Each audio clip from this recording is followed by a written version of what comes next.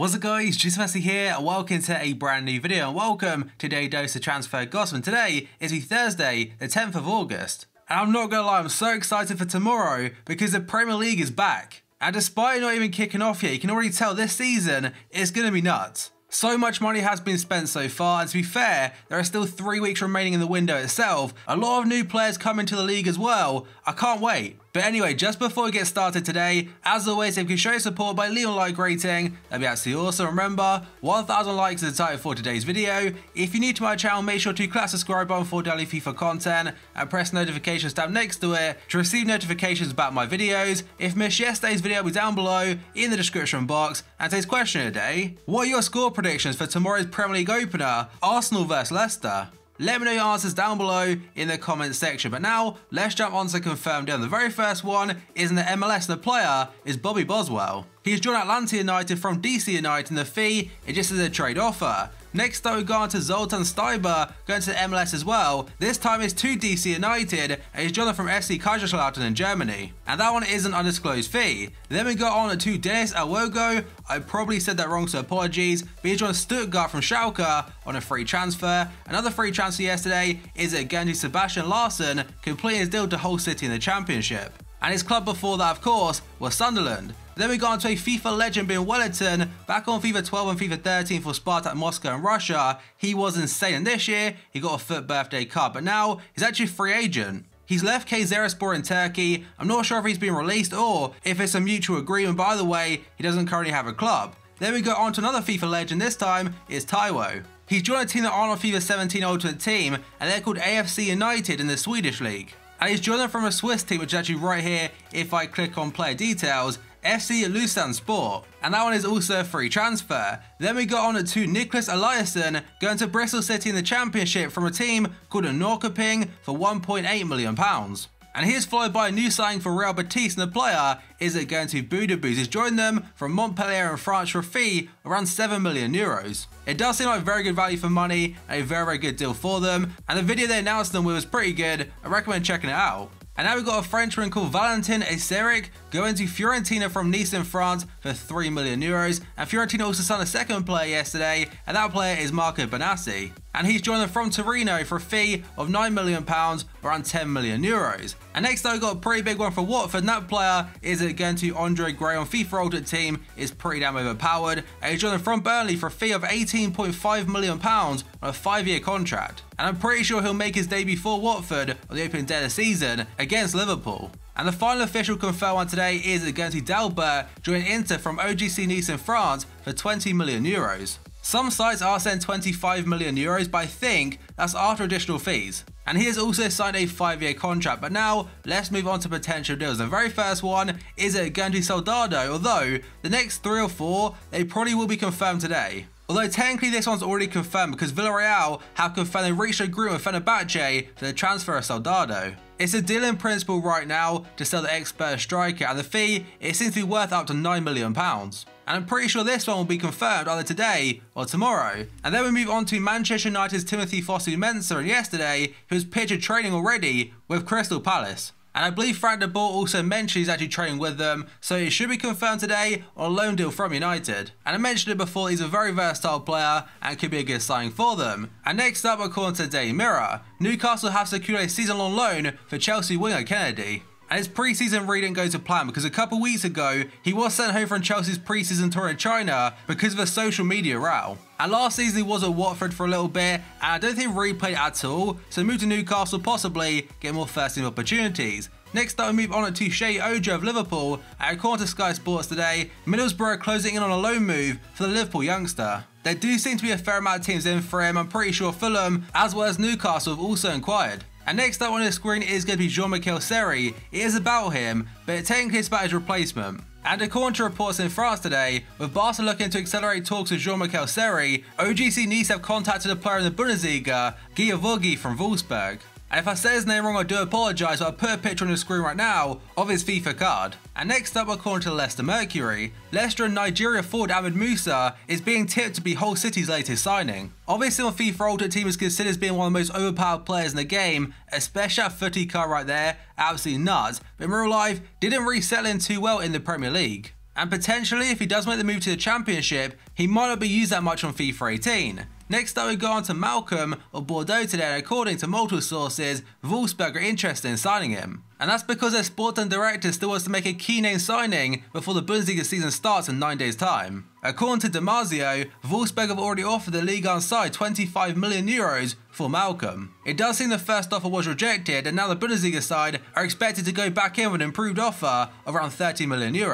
And now we move on to one of my favourite players to watch in real life, that's Isco from Real Madrid. He did score a couple days ago against Manchester United in the UEFA Super Cup final, and now according to Marca, Isco has revealed he'll put pen to paper on a new Real Madrid contract soon, as I believe right now his current contract expires in just 1 year's time. Next up, we move on to Alex Oxlade-Chamberlain, and first up, according to Daily Mail today, Chelsea have launched a £25 million swoop for Arsenal star Alex Oxlade-Chamberlain. And the Daily Star has said the same thing, but the fee is £35 million instead.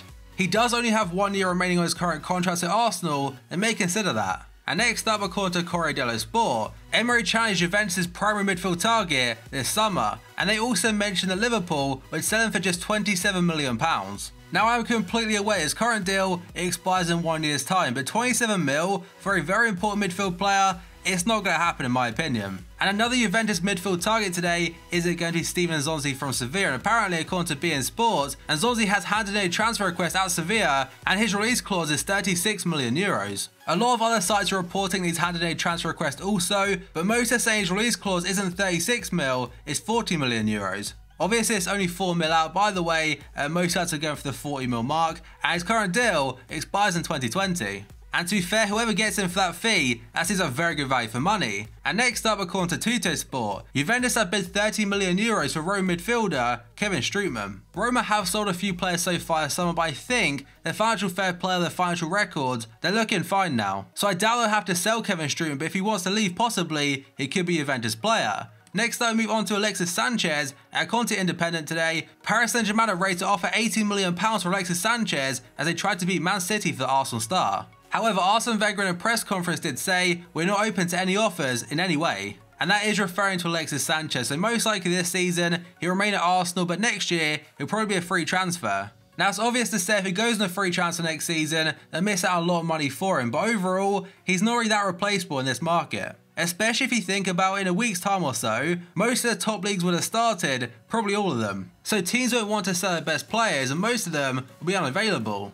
And next up, according to Sky Sports News, Ibrahimovic and Manchester United are in talks over a return to Old Trafford. He is still undergoing his rehabilitation at Manchester United's training complex in Carrington. And Jose Mourinho said back in July he could resume at Manchester United despite Lukaku's arrival. And now we've got some more rumours about Naby Keita. Of course, so far this summer been massively linked to Liverpool, but so far, no breakthrough. So according to Bild today, Ralf Rangnick has admitted it will be difficult to keep hold of Naby Keita next summer. And the upcoming season will most likely be a farewell tour for Naby Keita. And now some quotes from Rangnick do say, "Next season Keita has the option to go. I expect him to play a strong season, then the big clubs will be interested in him. We always said if a player develops fast in our club, then he'll leave us." And the reason I mention this is because a lot of people have brought it up, it's definitely a change of tune what he's been saying so far this summer. Now it probably has no impact whatsoever on Leipzig's overall stance at Keita this summer, he isn't for sale, but it does seem that he's starting a way now to publicly justify selling him this summer instead. Again, this could mean absolutely nothing, but Naby Keita's odds to join Liverpool, they are now actually better than him staying at Leipzig. And even if you compare them to just 2 or 3 days ago, they've changed dramatically. One guy on Twitter made a good point in fact, so far his transfer window, Leipzig have been very adamant that Naby Keita isn't going anywhere and he's not for sale at any price. So possibly they were using PR to get Naby Keita to sign a new deal to get rid of that clause for next season. And obviously to maximise his value this season, so potentially if that hasn't worked, they may backtrack on that and try and sell him this season for a lot more money. And there are reports now saying Liverpool are going back in with a £76 million offer for him, and that means technically now Rangnick can say Liverpool made too much of a big offer and it's too good to turn down. There are a couple of people on Twitter, by the way, that I'm not sure if they're reliable or not, but it did get a lot of retweets and interaction. They're saying Keita's agent is looking for a house in Wirral for £10,000 a month, and he also says it was 9 to 1 to move to Liverpool this morning, and now it's odds on. So just as you were thinking Naby Keita rumours are going, they're back again. And the next one today is going to Coutinho. So every source now has said Liverpool have rejected a second bid from Barca worth £90.4 million. and the bid itself was instantly rejected by Liverpool, and Liverpool considered the case closed. And they told Barca again he's not for sale this summer. Pretty much every single reliable source has said that Coutinho he won't push or move. Of course he's interested in going to Barca, and to be fair, pretty much every single player is, if a deal can be worked out between Liverpool and Barca, but right now, we're not selling him. Obviously if Coutinho does hand in a transfer request, it does change a lot and make it somewhat similar to Van Dijk and Southampton right now.